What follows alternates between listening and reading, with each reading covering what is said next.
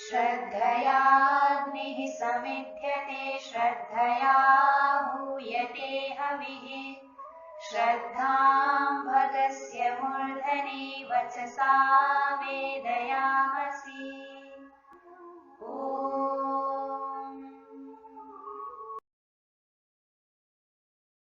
नमस्ते जी। ही संस्कृतम शिक्षामही में आप सभी का हार्दिक स्वागत है। आइए नई कक्षा आरंभ करने से पहले हम पिछली कक्षा की आवृत्ति कर लेते हैं। पिछली कक्षा में हमने चालू भूतकाल और चालू भविष्यकाल का अनुवाद करने के लिए क्षत्रिय प्रत्ययान्त क्रिया का प्रयोग किस प्रकार करना है यह देखा था।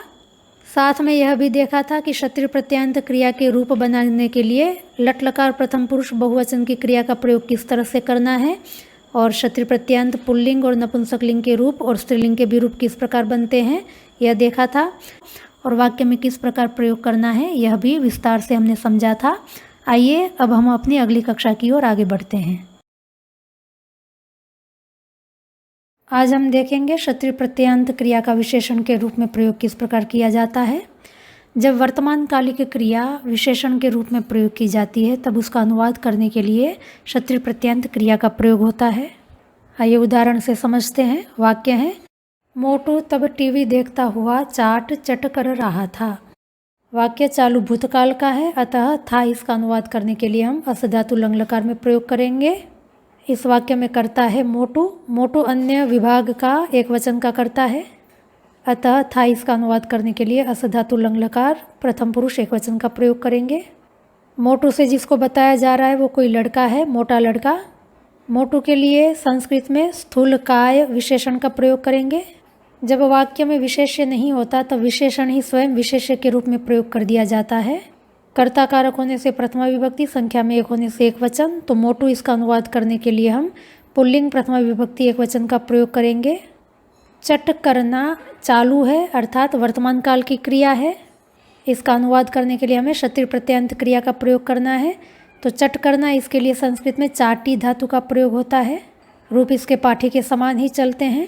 क्षत्रिय प्रत्ययान्त क्रिया बनेगी चाटयत और क्षत्रिय प्रत्ययान्त क्रिया के लिंग विभक्ति वचन कर्ता के अनुसार चलते हैं। कर्ता हमारा पुल्लिंग प्रथमा विभक्ति एक वचन का है, अतः चट करना इसका अनुवाद करने के लिए हम क्षत्रिय प्रत्ययान्त क्रिया चाटयत का भी पुल्लिंग प्रथमा विभक्ति एक वचन में प्रयोग करेंगे। तो रूप बनेगा चाटयन।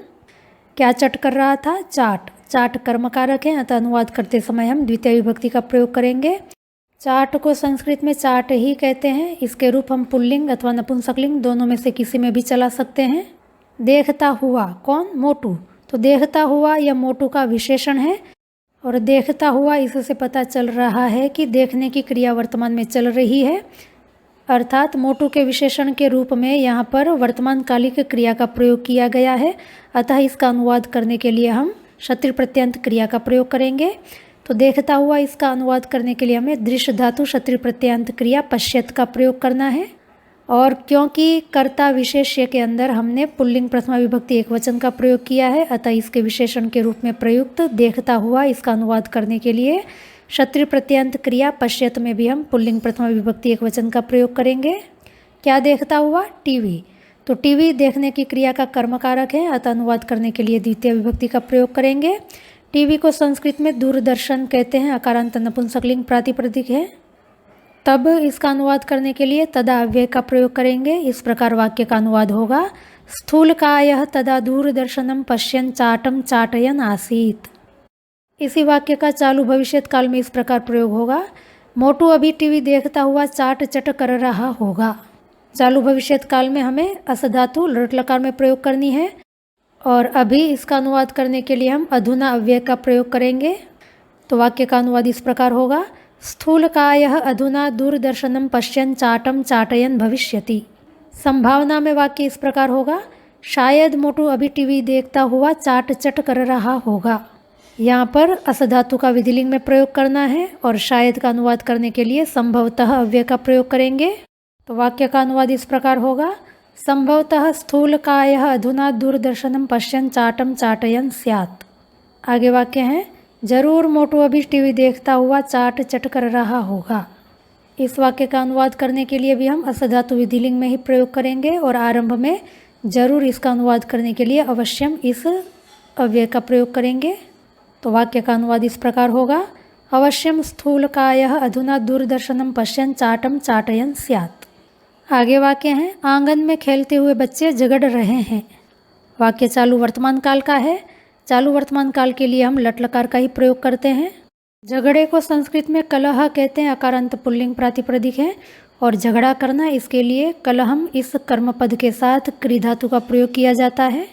कर्ता यहाँ पर बच्चे हैं। अन्य विभाग बहुवचन के होने से क्रिया का अनुवाद करते समय हम लट लकार प्रथम पुरुष बहुवचन का प्रयोग करेंगे।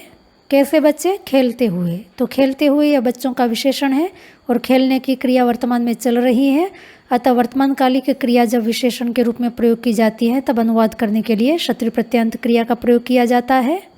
खेलते हुए इसका अनुवाद करने के लिए भी हम क्रीड धातु क्षत्रिय प्रत्यंत क्रिया क्रीडत का प्रयोग करेंगे। विशेष्य बच्चे इसका अनुवाद करने के लिए हमने पुल्लिंग प्रथमा विभक्ति बहुवचन का प्रयोग किया है, अतः खेलते हुए इसका अनुवाद करने के लिए क्रीडत इस क्षत्रिय प्रत्यंत क्रिया में भी हम पुल्लिंग प्रथमा विभक्ति बहुवचन का प्रयोग करेंगे। आंगन को संस्कृत में प्रांगण कहते हैं, अकारांत नपुंसकलिंग प्रातिपदिक है, अतः वाक्य का अनुवाद होगा, प्रांगणे क्रीडन्तः बालकाः कलहं कुर्वन्ति। आगे वाक्य हैं, चलते हुए एस्केलेटर पर सावधानी से पैर रखना चाहिए। रखना चाहिए इसका अनुवाद करने के लिए हम तव्यत अथवा तो अन्यर दो में से किसी का भी प्रयोग कर सकते हैं। आदेश है तो तव्यत प्रत्यंत क्रिया का प्रयोग होगा और सलाह सूचन है तो हमें अन्यर प्रत्यंत क्रिया का प्रयोग करना होगा। वाक्य कर्मवाच्य का है और कर्ता का प्रयोग नहीं हुआ है।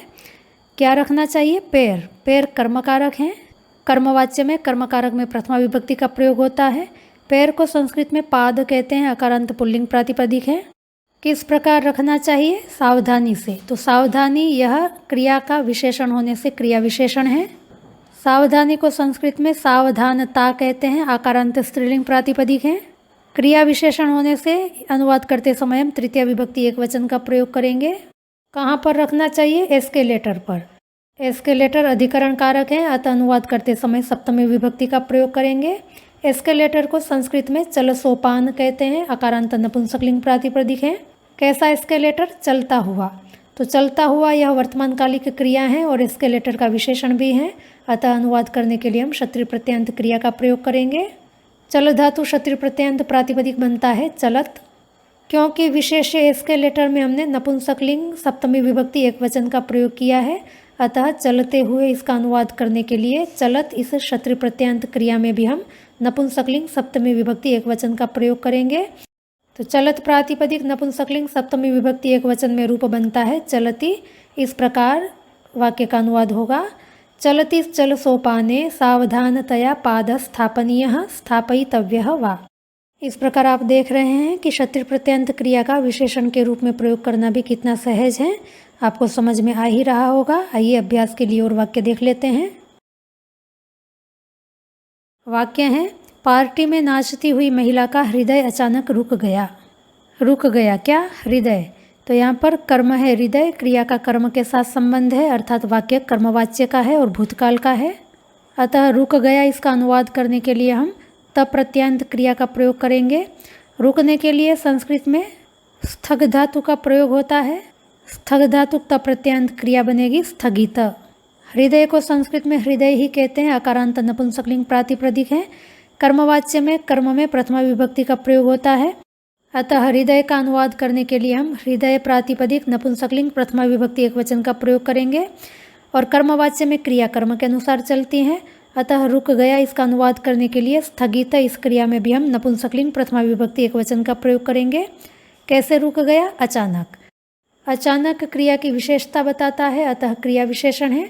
अचानक का अनुवाद करने के लिए संस्कृत में सहसा अव्यय का प्रयोग होता है। महिला का हृदय के साथ संबंध है, अतः अनुवाद करने के लिए षष्ठी विभक्ति का प्रयोग होगा। महिला को संस्कृत में महिला ही कहते हैं, आकारांत स्त्रीलिंग प्रातिपदिक है। कैसी महिला? नाचती हुई।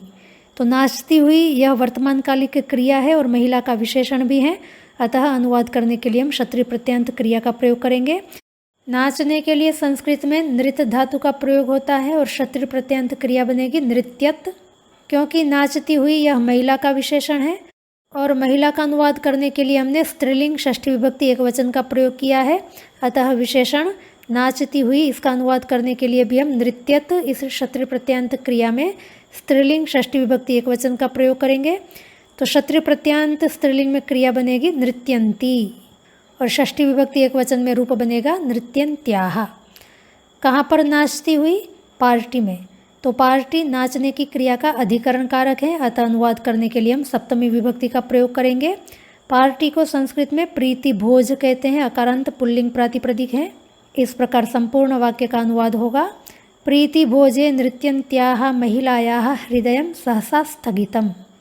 आगे वाक्य है, उसने भीख मांगते हुए बूढ़े व्यक्ति को दाल चावल दिए।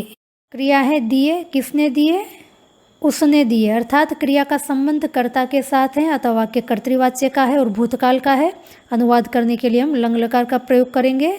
क्या दिया? दाल और चावल। दाल को सूप कहते हैं, अकारांत पुल्लिंग प्रातिपदिक है, और चावल को ओदन कहते हैं, यह भी अकारांत पुल्लिंग प्रातिपदिक है। कर्मकारक होने से दोनों का अनुवाद करने के लिए हम द्वितीय विभक्ति का प्रयोग करेंगे। किसको दिया? बूढ़े व्यक्ति को। बूढ़े व्यक्ति को संस्कृत में वृद्ध कहते हैं। संप्रदान कारक होने से अनुवाद करते समय चतुर्थी विभक्ति का प्रयोग करेंगे। कैसा बूढ़ा व्यक्ति? मांगता हुआ।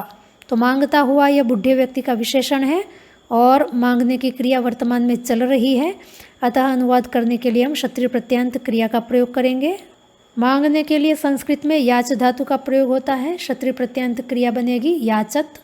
विशेष्य बूढ़े व्यक्ति का अनुवाद करने के लिए हमने पुल्लिंग चतुर्थी विभक्ति एकवचन का प्रयोग किया है, अतः मांगते हुए इसका अनुवाद करते समय हम क्षत्रिय प्रत्ययान्त क्रिया याचत में भी पुल्लिंग चतुर्थी विभक्ति एकवचन का प्रयोग करेंगे। तो याचत पुल्लिंग चतुर्थी विभक्ति एकवचन में रूप बनता है याचते। क्या मांगता हुआ? भीख। तो भीख या मांगने की क्रिया का कर्म कारक है, अतः अनुवाद करते समय द्वितीय विभक्ति का प्रयोग होगा। भीख को संस्कृत में भिक्षा कहते हैं, आकारांत स्त्रीलिंग प्रातिपदिक है। उसने, इसके द्वारा स्त्री भी बताई जा सकती है, पुरुष भी बताया जा सकता है। हम यहाँ पर स्त्री है ऐसा मान करके चलेंगे। तो इस प्रकार लंग लकार में वाक्य का अनुवाद होगा, सा भिक्षाम याचते वृद्धाय सूपम ओदनम च अयच्छत। और कर्तृवाच्य में सामान्य भूतकाल में अनुवाद करने के लिए तवतु प्रत्ययान्त क्रिया का भी प्रयोग कर सकते हैं। दा धातु तवतु प्रत्ययान्त क्रिया बनती है दत्तवत, और कर्ता क्योंकि सा स्त्रीलिंग प्रथमा विभक्ति एकवचन में है, अतः दत्तवत क्रिया में भी हमें स्त्रीलिंग प्रथमा विभक्ति एकवचन का प्रयोग करना होगा। तब वाक्य का अनुवाद इस प्रकार होगा, सा भिक्षाम याचते वृद्धाय सूपम ओदनम च दत्तवती। आगे वाक्य है, माँ दूध पीती हुई बेटी के साथ बेटे को भी रोटी खाने के लिए कह रही थी। कह रही थी, यह चालू भूतकाल का वाक्य है। थी का अनुवाद करने के लिए हम अस धातु लंग लकार का प्रयोग करेंगे। कौन कह रही थी? माँ। तो माँ अन्य विभाग एकवचन का करता है, अतः थी इसका अनुवाद करने के लिए हम अस धातु लंग लकार प्रथम पुरुष एकवचन में प्रयोग करेंगे। कह रही इसका अनुवाद करने के लिए कथ धातु क्षत्रिय प्रत्ययान्त क्रिया कथयत का प्रयोग करेंगे। कर्ता माँ, इसका अनुवाद करने के लिए हमने मातृ इस स्त्रीलिंग प्रातिपदिक का प्रयोग किया है, अतः कथयत इस क्षत्रिय प्रत्ययान्त क्रिया में भी हमें स्त्रीलिंग में प्रयोग करना होगा। स्त्रीलिंग में रूप बनेगा कथयंती। क्या कहती हुई? खाने के लिए। तो खाने के लिए इसका अनुवाद करने के लिए खाद धातु तुमुन प्रत्ययान्त क्रिया खादितुम का प्रयोग होगा। क्या खाने के लिए? रोटी। रोटी खाने की क्रिया का कर्म कारक है, तो अनुवाद करते समय द्वितीय विभक्ति का प्रयोग होगा। भी का अनुवाद करते समय अपीयव्य का प्रयोग करेंगे। किसको कह रही थी? बेटे को। तो बेटा भी कहने की क्रिया का कर्म कारक है, अतः अनुवाद करते समय द्वितीय विभक्ति का प्रयोग करेंगे। साथ, इसका अनुवाद करने के लिए सहअव्यय का प्रयोग होगा। किसके साथ? बेटी के साथ। सहअव्यय के साथ तृतीय विभक्ति का प्रयोग होता है, अतः बेटी इसका अनुवाद करने के लिए हम तृतीय विभक्ति का प्रयोग करेंगे। कैसी बेटी? पीती हुई। पीती हुई यह बेटी का विशेषण है और वर्तमान कालिक क्रिया भी है, अतः अनुवाद करने के लिए क्षत्रिय प्रत्ययान्त क्रिया का प्रयोग होगा। विशेष्य क्योंकि स्त्रीलिंग में है, अतः हमें क्षत्रिय प्रत्ययान्त क्रिया स्त्रीलिंग में प्रयोग करनी है।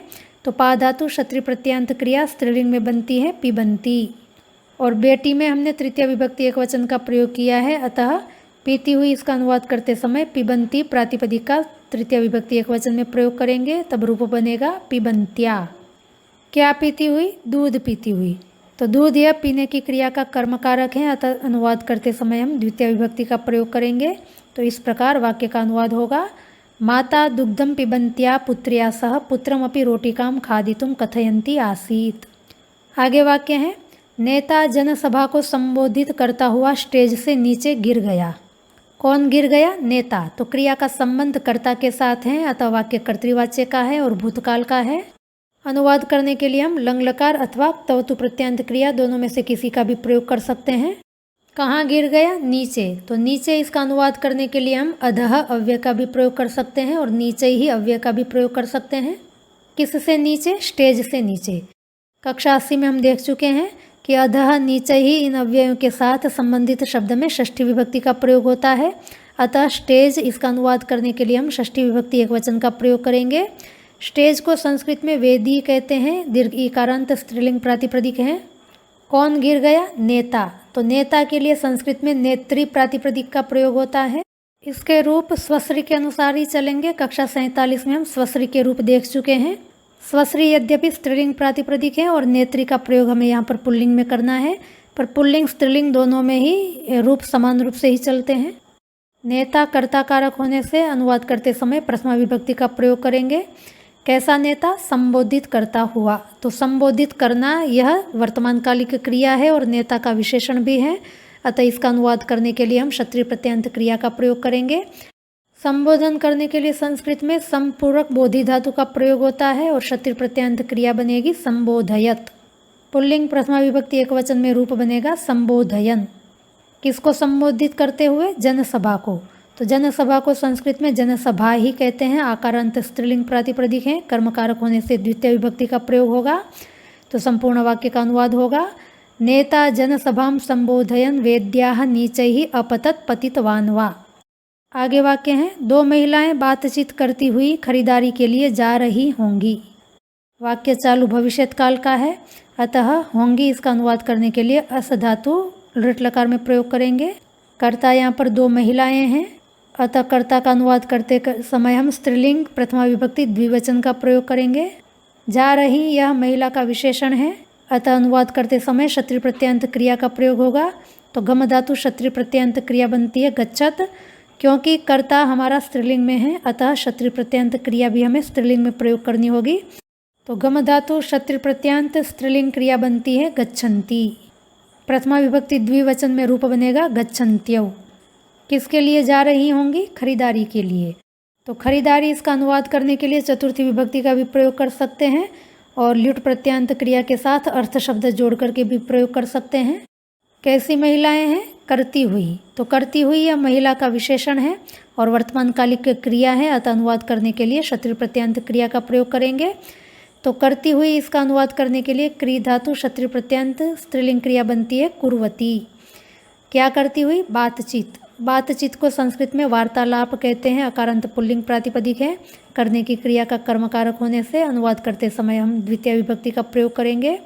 इस प्रकार संपूर्ण वाक्य का अनुवाद होगा, द्वे महिले वार्तालापम कुर्वत्यौ क्रयणार्थम गच्छन्त्यौ भविष्यतः।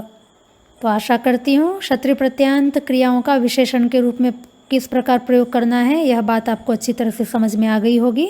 आप भी स्वयं जितना इसका प्रयोग करेंगे इतना ही आपके लिए भी यह प्रत्यय सहज हो जाएगा। कक्षा 89 में हम असकारांत पुल्लिंग प्रातिपदिक चंद्रमस के रूप देख चुके हैं और आपको याद भी हो चुके हैं।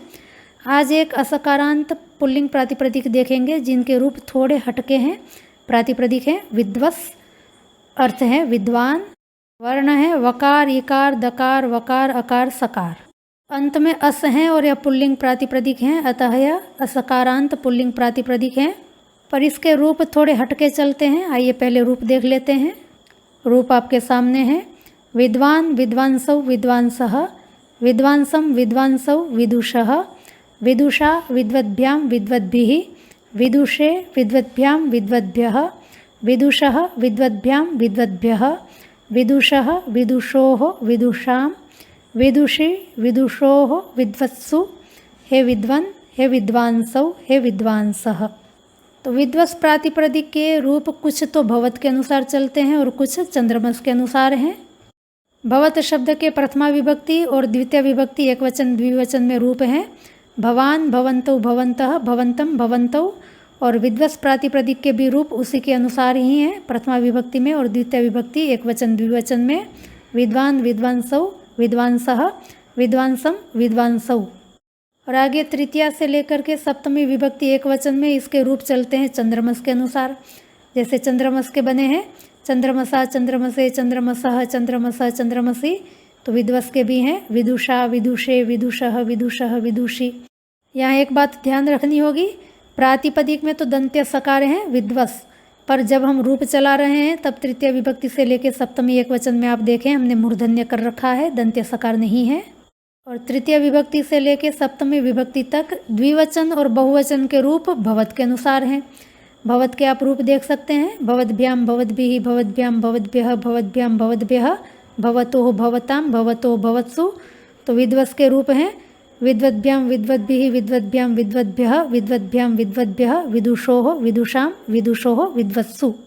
और संबोधन में भी रूप भवत के अनुसार हैं। भवत के संबोधन में रूप हैं हे भवन, हे भवन्तौ, हे भवन्तः।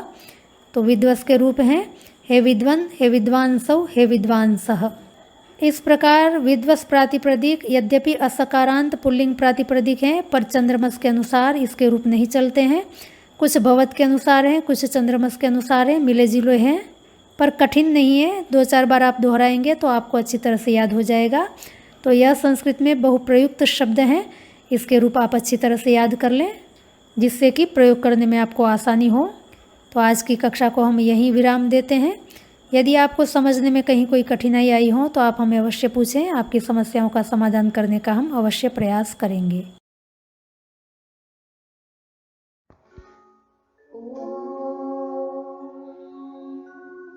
श्रद्धां प्रातर्हवामहे श्रद्धां मध्यं दिनं परि श्रद्धां सूर्यस्य निमृचे श्रद्धे श्रद्धापये हनः।